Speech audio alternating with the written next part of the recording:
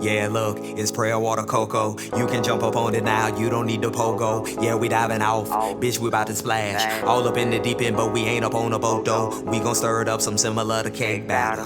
Headed to the top, no skipping steps and no ladder. These questions ain't some shit up on the street. Can't just walk around and put the faith inside myself. Got to work, stop the doubt. Trying to change the world, you better change yourself first. Living my life to the fullest, no round trip ticket on that hearse. I'm a star, so I burst. Entrepreneur, I got merch. Put your back against the wall and I can show you what you worth. We go in, we get deep. TLC the way we creep. Need a mop, need a tacos where we spilling all the tea. This that prayer water, cocoa keep me right in any weather. On my way to the promised land, can we get that together? Yeah, look, it's prayer water, cocoa. You can jump up on it now, you don't need the photo. Yeah, we diving out, we about to splash. All of it is deep in, but we ain't up on the boat though. We gon' stir it up some similar to cake batter. Turn up, baby. You already know what time it is. We in this thing. It's your boy Jalon, with another episode of Prayer Water and Cocoa Butter. Episode 3, if I'm not mistaken. Kicking it off like a soccer ball, kicking it off like Pele. I hope life is treating you well. I hope the podcast is finding you good. I'm staying upbeat. It was a rough weekend for me. I'm a Ravens fan, and everybody saw what happened. I think that was, in all honesty, the worst game. I've been a Ravens fan for 20 years. Ravens fan for 20 years, been supporting these boys, and I think that was probably the worst game I've ever seen us play. I think we lost 17-3. I cut it off. I don't even know the final score. I cut it off. When I saw Lamar Jackson go out with a concussion, I cut it off. Justin Tucker, our field goal kicker, who's the most accurate field goal kicker in NFL history, missed 2 straight to begin with. I just knew that, somebody didn't want us to win, and that's cool. Every year is not going to be your year.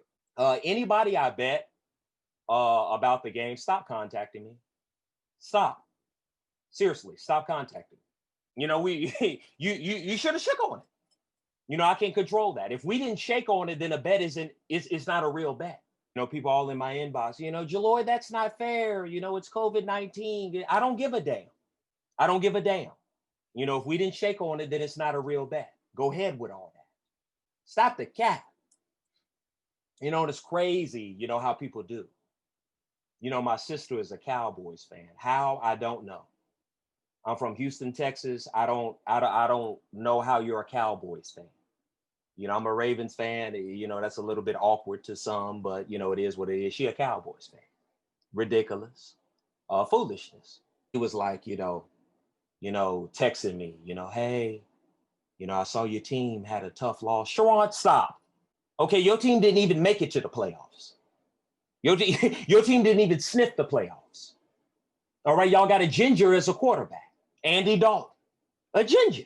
Over here looking like a male Pippi Longstocking. The hell up out of here. Can't support that. I can't support that. Oh, I had a bad game. I couldn't see. I threw, 4 interceptions. My freckles got in my eyes. So yeah, I'm irritated. But it is what it is. We keep it moving. We keep it moving over here on Prayer Water and Cocoa Butter.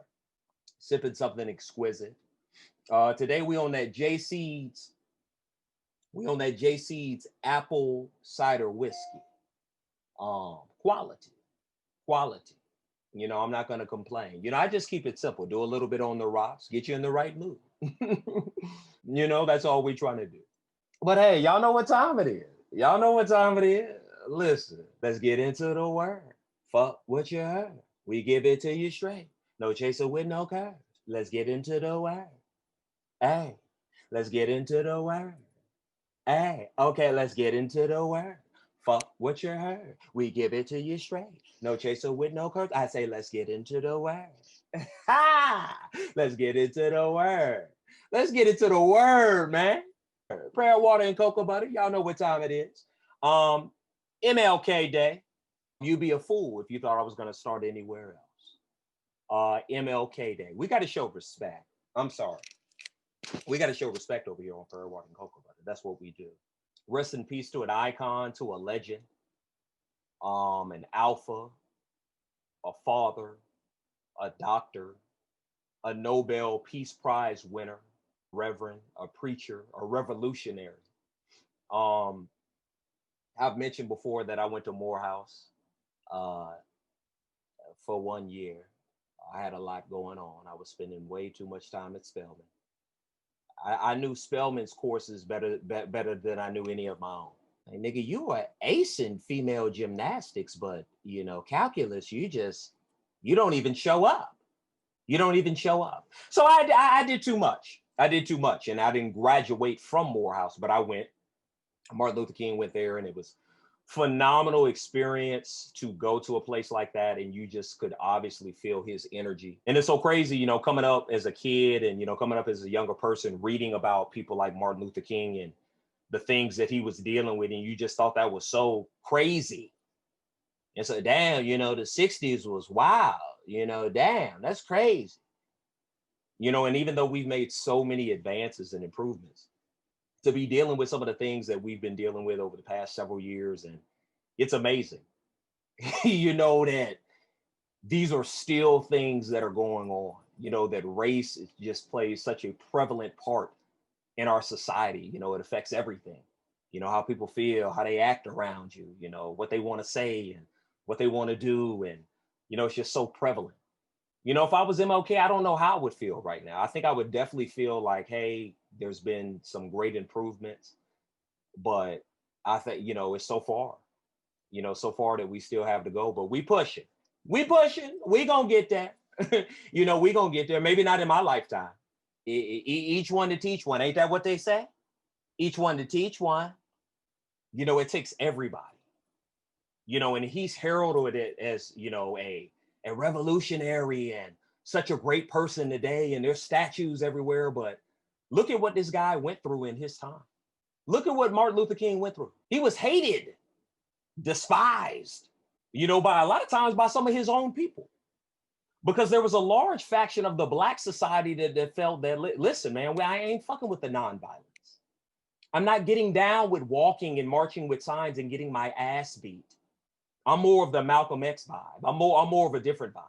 So not only was he dealing with fighting against the racism of whites and the ideology of Jim Crow and all of these things, he was also fighting his own people too in a lot of instances. But he had a purpose. He had a plan. He was about something. You got to respect it. But Martin had a couple of quotes. I was looking online and I saw like all these, incredible quotes that he had. I mean, he wrote several books and memoirs. Obviously, like I said, was a pastor. But he had a lot of great quotes. And he had a few that kind of like stood out to me. One was that history will have to record that the greatest tragedy of this period of social transition was not the strident clamor of bad people, but the appalling silence of the good people, quote unquote. I put the good people in quotes. Wow. Too real. Martin was too real for these boys. Too real. That's why they had to kill him. Because and that's the thing. It's not so much like the bad people that really stand out. It's the masses are the people who don't say nothing. The ones that choose not to speak up. Why has it taken us this long to get Black Lives Matter section on Netflix? Why has it taken it this long? It's sad that you have to force people into doing what is obviously the right thing. I can't say Black Lives Matter. It's crazy. Yes, you can. Very easily. You can't say all lives matter until you say Black Lives Matter. It's simple. This ain't no damn, this ain't no course. It ain't no syllabus in this hole. Ain't no syllabus. This is easy. This is easy what we doing. Elementary, to be honest with you. Stop the cap. He had another one where he said, faith is taking the first step when you don't see the whole staircase. Come on now. See, that was the preacher. That was the preacher in Martin. That was the preacher. That was the preacher in Martin. It is crazy too, man. I got a connection to Martin Luther King. I went to Ebenezer Baptist Church. I lived in Atlanta for 1 year before I moved out to Houston, Texas. We went to Ebenezer. We were staying in like Ackworth, Georgia, which was outside of Atlanta. And we went to Ebenezer Baptist Church. I also went to Ebenezer when I moved back to Atlanta. Raphael Warnock, who is now the first black senator in Georgia's history, state history. He was preaching at the time when I started to go back. So I got a little history there. That faith quote is so real, man. I don't believe in psychics. I used to fuck with Miss Cleo. I did. That was a different time. And don't act like you did it. Don't act like you didn't used to fuck with Miss Cleo too. We're not gonna do that. Being able to keep it moving, man, take one step in front of the other one when you don't know what the consequences are gonna be. A dream, Martin Luther King, everybody want to talk about Martin Luther King had a dream. A dream is nothing without a plan. It's just a dream. It's just gonna stay a dream. The man had a plan. And that foundation for that plan that he had was built on faith. Faith in yourself, faith in your purpose, faith in your cause, faith in whatever it is that you're doing. If nobody else ain't fucking with you, people whipping your ass, literally, but you keeping it moving, sacrificing for the greater good. This man lost his life, literally gave his life to the cause. A lot of us ain't gonna do that. A lot of us ain't dying for nobody. A lot of us ain't dying for members of our family. Dying for no damn greater good. What? Shout out to MLK, man. Because we can't just put up a post. We can't just put up a post and put up a quote. What are you really doing? How are you living? Are you a person that's not black putting up a Martin Luther King post, but you talking shit about black people and not helping out the cause? Or are you a black person putting out a Martin Luther King post and hating on other people or hating on your own people? You just capping. Keep it real. You just capping. And that's what happened, man. When you do legendary stuff, you never go nowhere. They can never erase your history. And people want to talk shit. Martin wasn't perfect. He was a man. I know, I didn't heard that, Coretta wasn't the only one. He's Martin Luther King. You know how many people was up in his face? Hey, Martin, hey, I need some healing. Oh my gosh, she ain't got no drawers on. Hey, I'm not condoning the behavior, but you got to look at the whole of the person, what they were about. This man was about sacrifice, man. This man was about giving. He was about other people. Woo!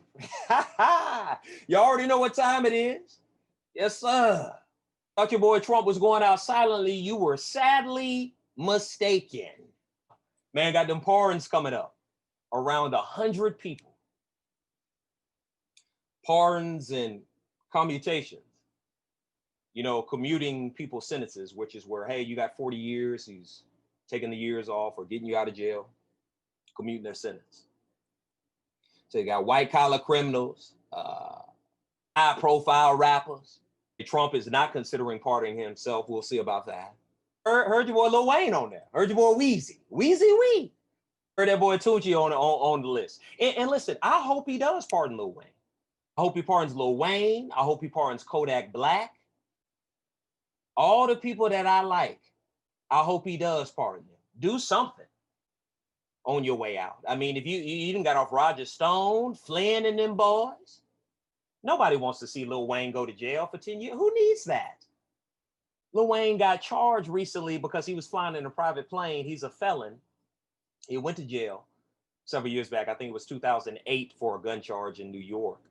So he's still on like probation and he was caught with a gun. So he's facing up to like 10 years in jail. Stop. We don't need that. Lil Wayne is a father out here. And I don't condone it. Like, if you're on probation, I've been on probation before. I had a DUI, and probation is the worst because it's a setup. It's a financial setup to keep you in the judicial system, keep you fucked up, keep paying these people, keep getting in trouble. The more you get in trouble, the more things happen, the worse your record gets, the worse it gets, the more time you face. Probation is a trap. And Lil Wayne, it's like, we got to think about what we're sending people to jail for. Like, I'm not condoning Wayne's behavior. He should have known better. You should have security. He's rich, right? You should have had security. You don't need no damn gun. And I understand as a man, you want to protect yourself, but when you have kids, when you have other people's interests involved, business, corporations, artists who you're responsible for, you have to do better. But Lil Wayne wasn't in the commission of hurting nobody. Look at all the rappers who have been shot and killed recently. If I'm Lil Wayne, I'm damn sure thinking about trying to defend myself. not condoning it. I understand the law. And maybe there needs to be some type of penalty. But if you pardon all the, I heard Trump listen, Trump about to pardon all his boys, everybody. If you pardon them, man, go ahead, throw that boy Kodak. Go ahead, throw that boy Yak in there. Wheezy. There's not one person over here who can tell me they don't like nothing by Lil Wayne. Kodak, I mean, he's not for everybody. I love him. Hope you're doing well, Kodak Black. Trump and part. We gonna see. We gonna see, man. Your boy been quiet. Your boy been a little bit quiet. Is about to act a fool with this one. We gonna see. I had a couple of people who donated to the show on Anchor. The podcast is hosted on Anchor. You can check us out everywhere, Spotify, YouTube, all those good places, but it's on Anchor. I want to shout out to the people who gave like a monthly donation. You can support. There's like a support button. Do whatever it is that you want to do. I truly, truly appreciate that. And everybody that's listening, that's the biggest support. I just appreciate y'all listening, tuning in to your boy, spending a little time, getting right. That's what we're here for. Prayer, water, and cocoa bottom. I heard about this situation the other day, and it just really just kind of stressed me out. I don't even know. Situation with this rapper out in Atlanta by the name of YFN Lucci. He's got a song called Wet. Love it. I like some of Lucci's stuff. Lucci go hard. Lucci go hard. Any Black person that's on their grind, and anybody that's on their grind and making something out of themselves, especially like in the music industry or something like that, I respect it. Like, it's so hard. It's so tough. But the guy was recently arrested for murder. And apparently, actually, what happened, his role in it was that he was actually the driver of a vehicle where a couple of guys were firing shots at some rivals, like allegedly a rival gang. And one of the guys that was in the car with him who was shooting actually got shot. And allegedly, Lucci helped to dump the body out in the middle of the street and kind of take off. And I kind of seen and heard about this because Reginae Carter, who is Lil Wayne's daughter, she came across my timeline, and I'd heard something about her, like she dates YFN Lucci, and she was talking about how, hey, he's doing well and he'll be home soon. And it just really kind of got me to thinking. Like, I understand, but it's crazy to me. I don't understand how these rich and wealthy Black women continue to be in positions with some of these characters. And nothing against Lucci, but it's the same situation with like Floyd Mayweather's daughter, who just had a baby recently with like NBA YoungBoy. I feel like I don't see that, or maybe I'm wrong. Y'all let me know. Maybe I'm wrong. I feel like I don't see this in other communities as much. Even with Black men, it's like these Black artists and rap, like they get wealthy, be millionaires, and knock up a stripper. And that's cool. I mean, I support the strip club. I used to be up in there. Follies, Magic, Strokers. Your boy, Jaloy. I'm not hating on them women for making a profit. Do what you do. But why is that always like the only choice? I see so many beautiful like Black nurses and doctors are just, you work for the government or you doing something like that, man. We got to stop, bro, with that. That's the only option. Somebody that, like an Instagram model or something like that. That's it for Black men and women. I feel we do that more than like other races. Like Reginae Carter, you at least do to your father worth $20 million, I guess.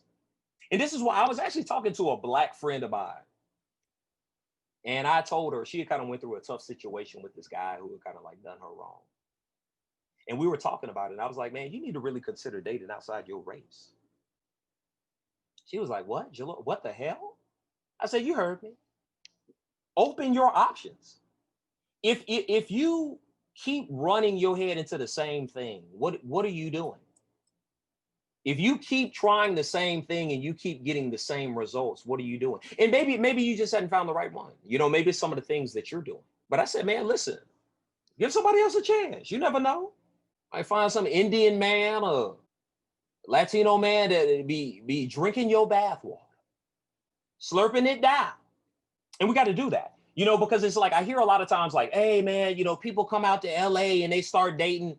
Black guys get out here and they start dating women of different colors. Listen, I was 5 years old, French kissing Samantha on the kindergarten bus. Samantha. That's right. I've been doing this. So you ain't gonna accuse Jaloid or he got out there and he switched up. You know, I've been with the Neapolitan ice cream. Neapolitan. Keep it diverse. I mean, I'd say I probably typically prefer Black women. I mean, that's typically like what I see that's the most attractive to me, but open up your options. Do what's best for you and not what looks right, what you think looks right. I'm telling you right now. And we got to look at the only thing I don't like about like interracial dating is when people do it for the wrong reason. Like, if you like a white girl and you're getting with a Black guy just because he's Black and don't even know nothing about the person, or you're a Black dude and this girl of another color is like your trophy piece on your arm, that's when it's kind of like, I guess. Because it really shows the shallowness in you. You ain't fucking with yourself. If you're doing it for those reasons, you playing yourself. And we gotta stop that hating on other people and stuff like that, man. Open up your mind. I don't give no damn. You date a green bitch. For all I care. Shit. And that green girl got a thing on her, don't she? Damn. Do you? You better live your life. Love is hard to find. Love is hard to find. You better be worried about yourself, not about other people. Shit. Quit wasting your damn time. But listen, man, I hope, look, Regine, everybody, NBA young boy, blessings. Children are a blessing. You know, I hope you're all happy. But look, like I said, happy MLK Day to everybody out there. We appreciate y'all for tuning in, as always, with Prayer Water and Cocoa Butter. Check us out, YouTube, Spotify, Anchor, Breaker, all them places, man. Wherever podcasts are found, Apple, Google, it go down, man. Tell a friend, invite somebody. But listen, man, take care of yourselves, man. Stay up. Get on the grind. Don't let nobody tell you what it is that you can and can't do. And keep the shit pushing. It's your boy, Jalore. We got a great interview scheduled for you, man. I had a great conversation with attorney and life coach, Gina Leago. We're going to tell you about how we met. Just her mindset, her mind frame, you know, as far as getting through a lot of things and continuing to prosper and also continuing to help other people. So we get into that, man. Listen, it's Prayer Water and Cocoa Butter. It go down. Turn up, turn up, turn up. It's your boy Jaloid over here with another episode of Prayer Water and Cocoa Butter. But I'm extremely excited to talk to my guest that we have here today. We have attorney Gina Leago. Gina is from Texas, getting her law career started early while attending the University of Texas. Ms. Leago eventually moved to LA, Los Angeles, attending Whittier School of Law and moving on to join a well-respected business litigation firm where she became partner. Ms. Leago forwarded and founded her own Leago Law Group in 2010. She has also expanded into life coaching, which is how I met her. And we are more than elated to talk to attorney, future life coach, woman who helped me out and put me on the right track, attorney Gina Leago. Gina, how you doing today? I'm doing very well. Thank you for such a nice introduction. Listen, I had to stalk you online. I had to stalk you. I'm on Gina LinkedIn page at 3 a.m. trying to, Dallas? Is it? Oh my goodness. No, I had to do it. I meet a lot of my guests a variety of ways. I was actually doing some traveling it was either to Houston or coming back. I think it was to Houston.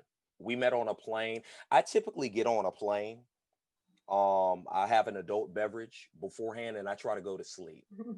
Like, I feel like life is kind of like, that's one of the few times where your life is not in your own hands.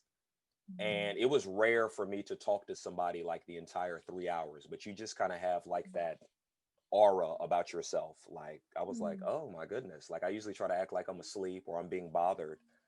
And I was like, boy, you better try to learn something over here. So it was great to meet you. The first thing I want to talk about was the white privilege, you being able to bring your Doberman on the plane. that you no. I want to talk about that, Gina. I want to talk about the fact that you were able to bring an attack dog. You were able to bring an attack dog on the plane. Can we talk about that? Can we talk Wow, about wasn't expecting that. Are you referring to Sophie? All right, Sophie. Yes, Sophie, your Doberman pincher. Absolutely. Yes. Sophie. What kind of dog is Yeah. Sophie? A Maltese. Gina, and this is what you had me all out of pocket. That was literally like, I'm just looking at this dog like it's a real person because it has its own personality. And I mean, I think I petted it at one point. I was like, Jaloid, you need to settle down. Obviously, Gina, you're an attorney. Tell me about that. You're from Texas. You moved to LA. I saw that you kind of got started either clerking or working at a law office at like 19. Is that true? Like, it sounds like you knew pretty early on that you at least wanted to get a career started in law. I did. Actually, people are amazed when I say this, but from the age of 12, I knew that I wanted to be an attorney and was Okay. pretty sure I wanted to be a trial lawyer. Wow. So, How did you know something like that so early on? I mean, most people like they're 12 years old trying to play sports or figure it out. Or how did you know at 12? Was this like a family thing? Was it just something in you? actually, no. I mean, now that I look back on it, I think the fact that my grandfather was a preacher could have played a role in that. Yes. But some people have said, "Wow, what kind of childhood did you have where you're already thinking about being a lawyer Being a at trial lawyer 12?" at 12 years old, right? Mom, I want the SpaghettiOs and I will be working on my trial law over here.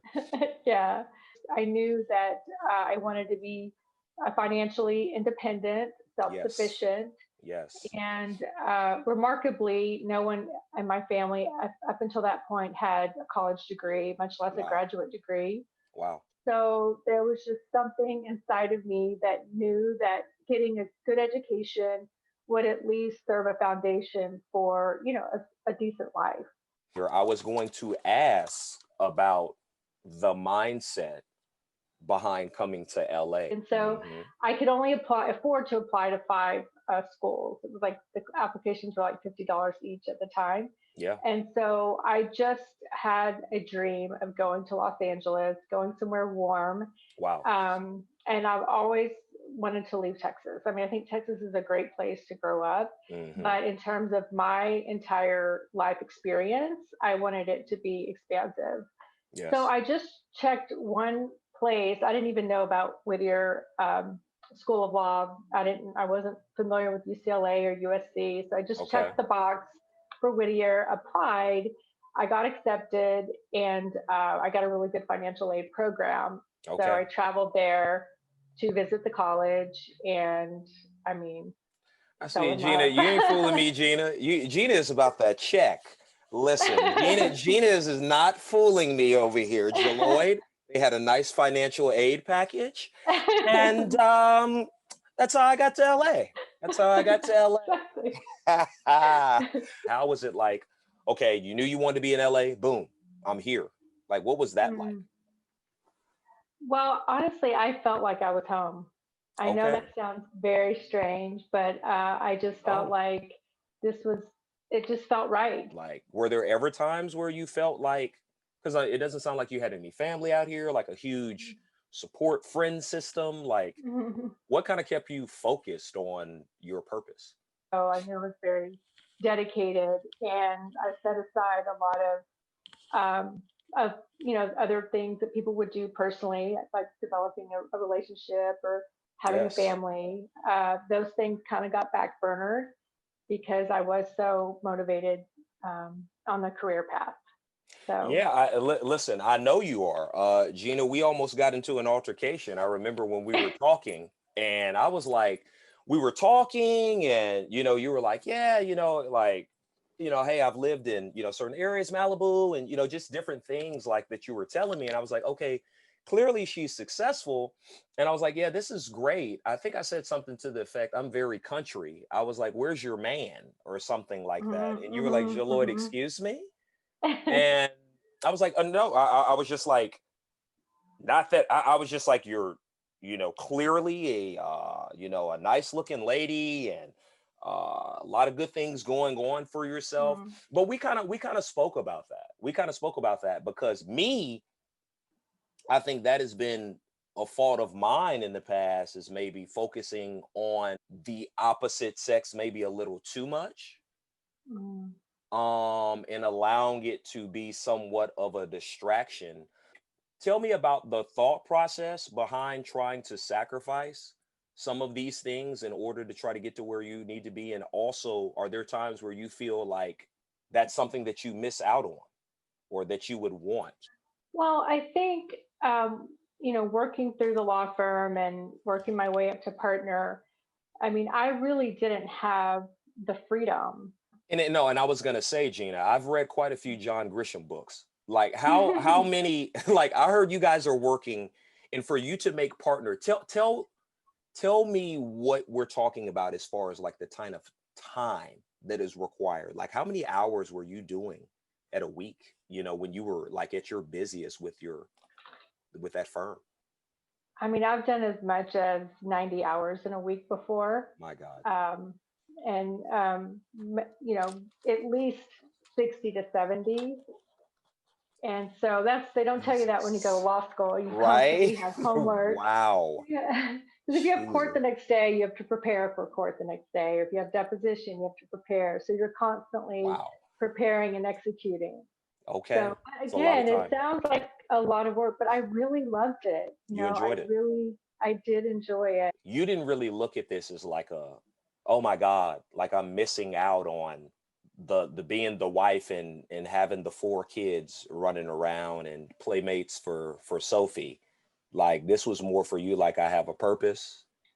Yeah, I would articulate it that way, actually. It wasn't until I got a little older and I started to really think about things outside of my law practice and, look at everyone else was getting married, of course. And I kind of felt the pressure at that point in a very strong way. Yeah. Um, and I think in large part, not so much what my true desires were, but because that's what people do. Other people were around you doing that. Yeah, Yeah. yeah, yeah. Hmm. And so I kind of followed that course, which just never turns out well for us when we're not Hmm. leading with our real intention and desires.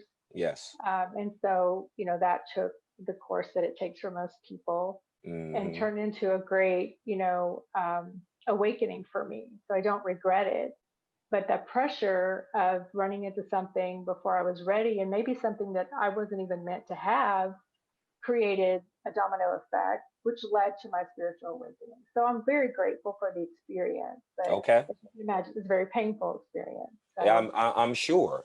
Let's talk about that as far as like the spiritual awakening. as I began to recognize how some of my unhealed trauma had adversely affected me, I think positively and negatively, Hmm. and started to go within and start to heal some of those wounds.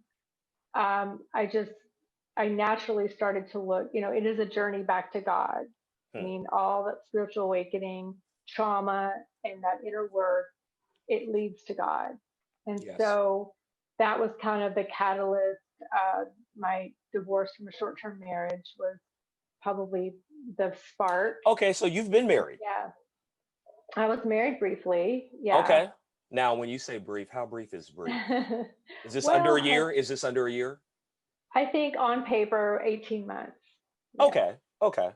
What was this, somebody that just kind of like revealed there were some things that you didn't know, or because you seem pretty astute. You seem pretty astute, like somebody can really get something over on you. Was this like somebody that you had kind of known and they were trying to present themselves a different way, or was just something that just didn't work out with your career? Well, actually, knowing what I know now, which is a lot of growth, healing, and law of attraction type things, is Hmm. that I attracted into my experience the person that I needed to heal, and of course, Oh. like Mm. attracts like. So he was equally wounded, Yes. and so two wounded people get together. It's pretty much chaos, which Hmm. which is rewounding. So Yes. in that rewounding and not really understanding, any of this. We're not educated, maybe more so Hmm. now, but I certainly wasn't educated on any of that. And really just feeling a strong sense of unworthiness, unlovability, um, not good enough, Hmm. and not really understanding where that came from. Since on paper, I had supposedly all the things that one would look for Right. in a partner. What was the process like um for you, uh Gina, as far as healing from that situation? I mean, even if I've heard people say that, hey, this is best for me and I've Mm-hmm. moved on and I'm in a better place, but I'm sure divorce isn't easy. I've never been married before, but I'm sure that that's not a easy process. But clearly, you've been able to move forward in a positive direction. How did you how did you get over that, as far as, not saying that you were stressed out and throwing things at the wall or not eating, but how did you get over that? What was the thing, I guess, that kind of like pushed Mm-hmm. you forward? Well, I had to have a few more of those relationships Oh, right. Okay. before I Right. got my lesson. What pushed me forward was Tommy, Jaloy. Tommy, that was it. Okay. Once Tommy left, Jesus. Well, you know how God works. If you don't get the lesson the first, second, or third, He'll they get harder and he'll put you harder. through it again. He'll put you through it again. Oh. So yeah, after I realized, I stopped. We typically blame the other person, and so I'm also, very much internalized my feelings. Mm, So I kind of blame myself, and mm, but then after the patterns repeated, then now you have a pattern, and the common yes. denominator was me. It was a very very long introspective, a lot of solitude, a lot of Mm, prayer, um, a very long journey. And that's in large part why I became a life coach, a transformational life coach. Is yes. after I pieced it all together, I said, there's no reason why this should take someone, you know, 10 years to journey through. So I Yes. was able to like pull all the information that I was able to heal myself. And now I deliver that, kind of packaged to my clients who've had similar experiences. You started Liago Law Group in 2010, Mhm. and I saw the Mhm. description, that I read online was to, more cost effective rates, helping out people, et cetera, et cetera. What was, in your words, the mindset behind starting your own law group? First of all, I mean, I did have this crossroads where I was being sort of groomed to, kind of take over this firm. It's actually a mid-sized firm. Okay. So, and the lead partner there was wanting someone to, assume more of his role. No disrespect to him, but it was extremely stressful. A lot of, alcohol intake, Yeah. multiple marriages, Sure. estranged family relationships, and that's true Hmm. for a lot of the lawyers at the firm. So I just took a look, and I didn't want my life to look like that. And the money would have been extremely lucrative. And I Hmm. didn't have really a personal life outside of the firm. I dedicated so much of my life to the firm, you know, that I didn't want my future. I didn't want that to be my future. They all, it was mostly male dominated firm. Everyone looked like they were on the verge of a heart attack. Yeah. There were definitely, if you look close, probably some substance abuse, concerns, unhealthy lifestyles, Gina, I don't need to look close. This is Los Angeles, California. right? Okay, I'm sure there was some substance abuse. I don't need to look close. So Certain once I things. became more personally involved with the clients and knew them, as opposed to being an associate and just working up the cases, Yes. and then I saw some of the billing practices, Hmm. I just felt like, well, this isn't right, Yeah. but this is how it's done, but that doesn't make it right. Yeah. Because a So lot of I lawyers want, have a somewhat of a, I mean, I think there's a general view of lawyers, mhm, sometimes that they're all about the money and mhm. this and that. And, it sounds like, to a certain extent, some of that is possibly true, depending on where you're at and what's going on. I mean, because it's about a profit. It is, and that's really. I didn't go to law school for that. I mean, maybe that's naive, but I really wanted to be an advocate Right. for those that didn't have a voice. You really wanted to be all right. Exactly. Yeah. Been wanting to And do this since I was 12. Right. I didn't realize that you really have to be a business person. Yeah. And I wasn't so interested in the business of the firm. So it was Yes. like becoming a partner, then you become more concerned about what the profit is. Yes. And then that takes away from your ability to be the best lawyer you can be. So you start delegating to associates to make the Yes. money. Yes. And that, in my view, I just found that, well, two things. I found that you can't really be a great trial lawyer if you're giving somebody else the work to do. You really have Yeah. to have your hands in the case. Yeah.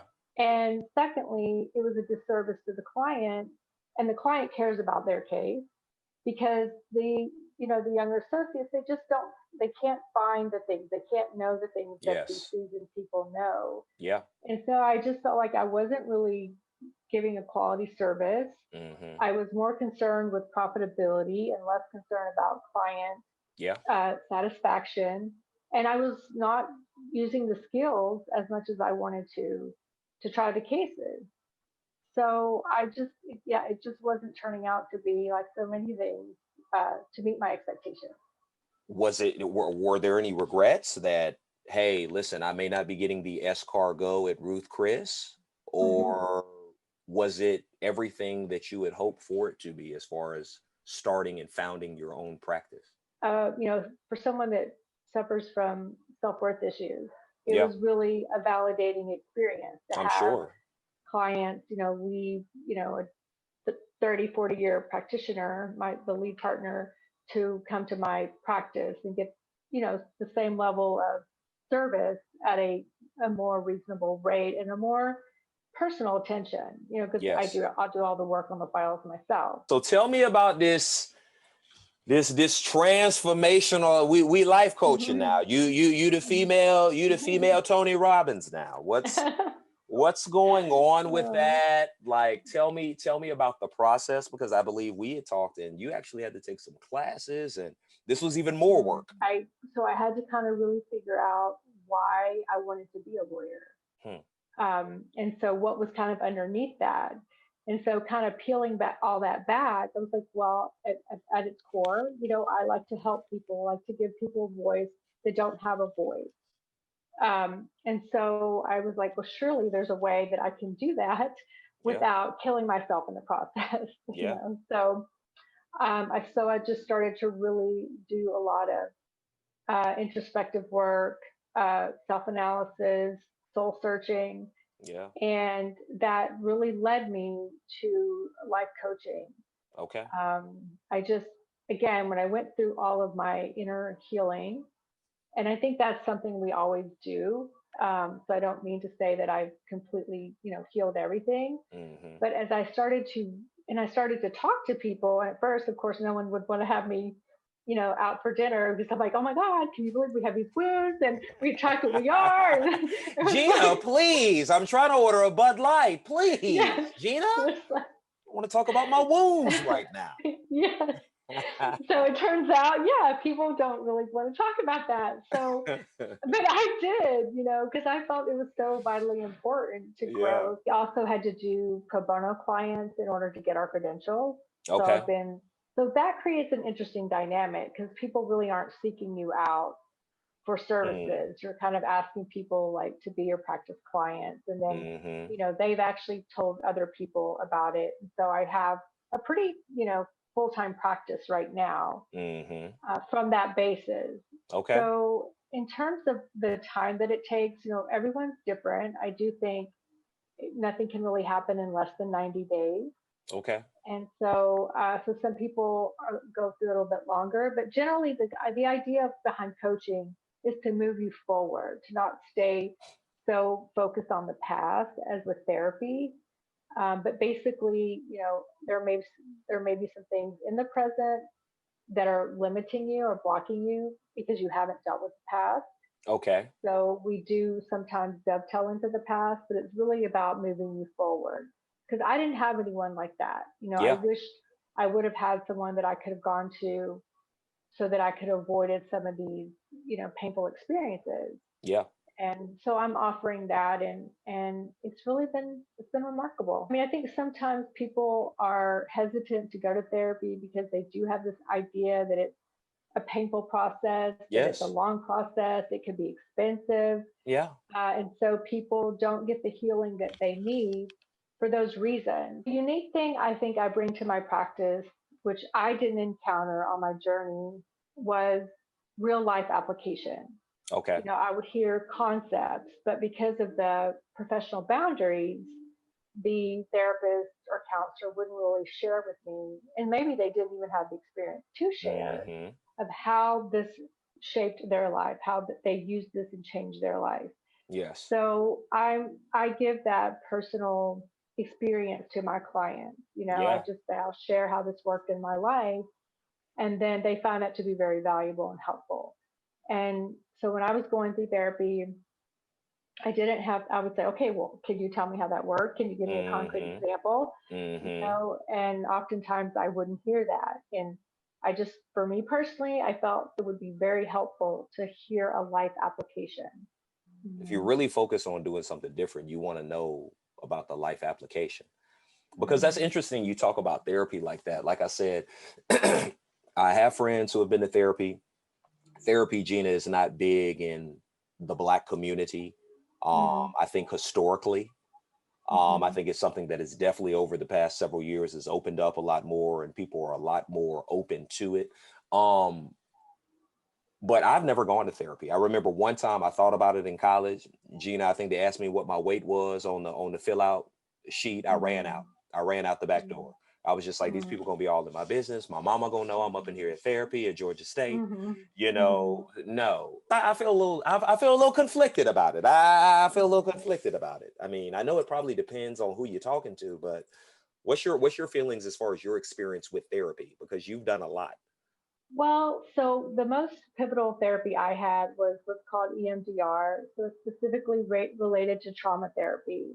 Okay. And it's healing trauma, and uh, it's basically changing the memory that you associate with the traumatic experience.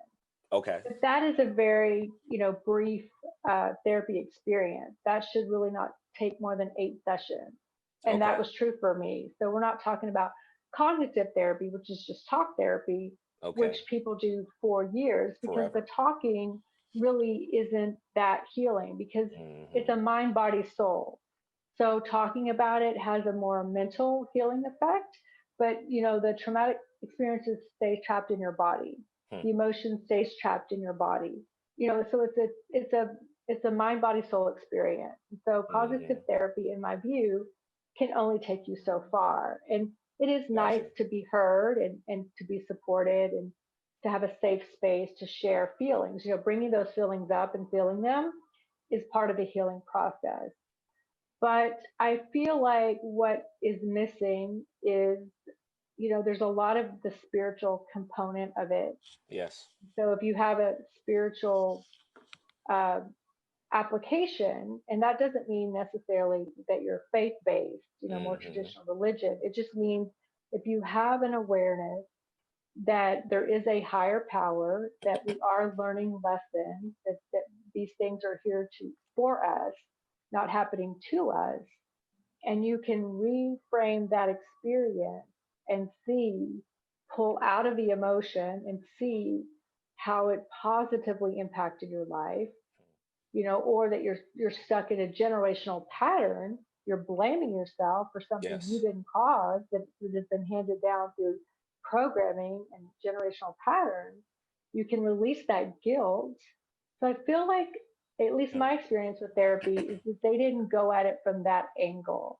And Got you. that's really helpful for me, and has been for my clients, to see that there's just not, you're not just a victim of your circumstances, that you're either Yes. drawing that into you for healing, and you need to become aware, right? And then you have your own power to then control what's happening in your life. You talk about this trauma a little bit that I've heard you mention. And I think this is the great thing about talking to different types of people. You could just, you people make the mistake I hear all the time. Like, he looked like he couldn't hurt a fly.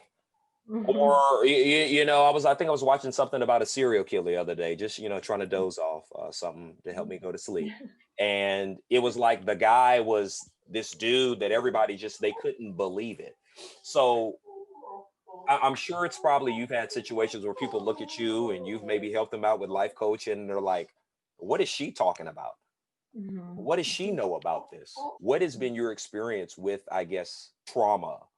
Well, so I'll start by saying when I say trauma, because it's different for everyone, All and right, it break sounds it very, down for me now, right? It sounds so crazy, Gina. I Can't just know be. it sounds, I'm like, man, trauma.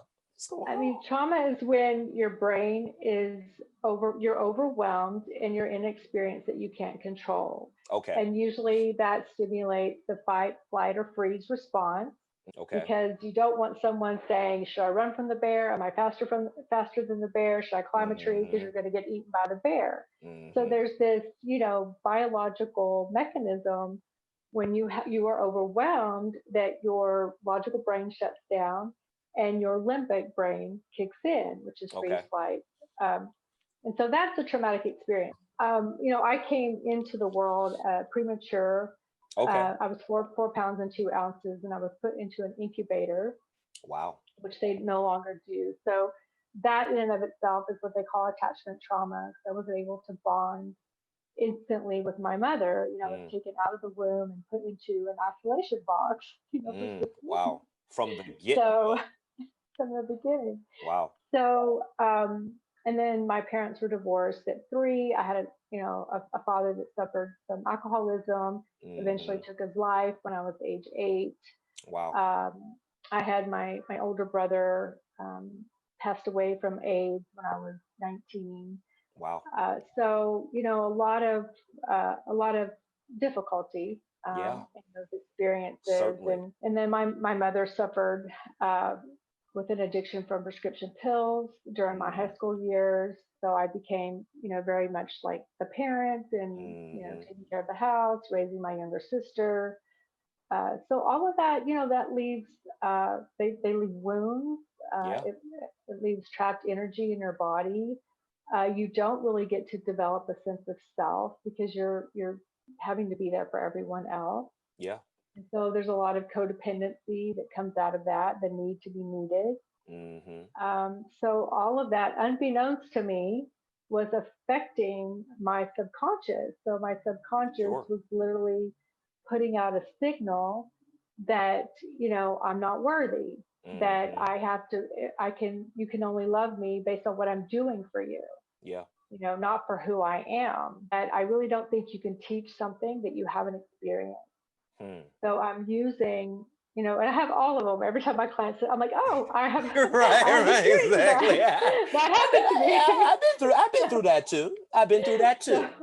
The strength to not only make it through those things and become a successful person, but be focused on trying to help others as well, I think is so commendable because our experiences are so different. I mean, I don't know if I could have made it through all of the things that you've been through and you know still have the attitude that you have and the want to try to learn more things and to get better. I've always felt I'm here for a reason, and I know without a doubt that you are too, because you've been life coaching me.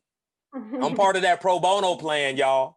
I'm part of that pro bono plan. Gina be set me straight. Gina set me straight so fast the other day. I had like a podcast. I was talking to her something about my podcast, and I'm trying to work with this person. And I remember Gina was like, Jaloid, is this something that you plan on just doing temporarily? Or are you thinking about the long term? And I was like, oh, I was like, well, it's something that I'm thinking about the long term. And Gina was like, well, maybe you should try this then if you're thinking about the long term. And it's so crazy because we haven't talked like that much, but just the small things that you have talked to me about sometimes have just been so helpful. I truly appreciate your mindset and just your willingness to share because a lot of people just, I think that that's so helpful what you're doing. Yeah, you're educated and all that good stuff, but you're willing to share. Thank you. That means Yeah, a lot. absolutely. I had this book over here. Y'all need to pick it up. This is the Tony Evans study Bible. Shout out to my father, Ronald Spencer. He bought me this and questions me weekly on how much I'm reading it. I need to do a better job. But I know you're a big, Tony Evans is a preacher, a reverend, a minister out in the Dallas-Fort Worth area, if I'm not mistaken. And I know that you attend and kind of follow some of his teachings, and my dad does as well. I read one of his books called Kingdom Man. Good for you. Yeah, I know we kind of connected over Tony Evans. Or tell me about some of the people that you admire as far as people that you look at, like Tony Evans, etc. Yeah, I love Tony Robbins. Follow, of course, Tony Evans. You know, I have the biggest heart for Tony Evans. I found that so funny that you and my dad, like, I told him about. He was like, "Yep, that's a quality Caucasian woman right there. That's a quality Caucasian." The one with the Doberman Pinscher. That's a good woman, son. That's a good woman. I was like, oh, Thank okay, you, Dad. Oh, okay. I'm a big fan of Stuart Wilde, who's passed away. Okay. Wayne Dyer, Louise Hay. You've referred me to Gina. Let me tell you something. Gina put me to work when we first met. Gina put me to work. Gina would send me these YouTube clips and these books to read. And so I was like, this woman, I can tell you used to be working potentially up to 90 hours a week. You operate a little bit differently, but that's good though. I needed that. Well, anyone that knows me knows they're going to get a YouTube video. right, exactly. You can read it, you can look at it or not, but you know, I just. Gina was like, Jaloy, skip the alcohol ads, but this one video on YouTube about spirituality is amazing. I'm like, I will check it out. I will check it out. There's a remarkable gentleman that I follow is Aaron Ackerby. Okay. I really like him in terms of a modern spiritual teacher. We almost done here. I ain't gonna take up too much of your time. Sophie, thank you, Sophie, for letting me borrow your mama over here. Thank you.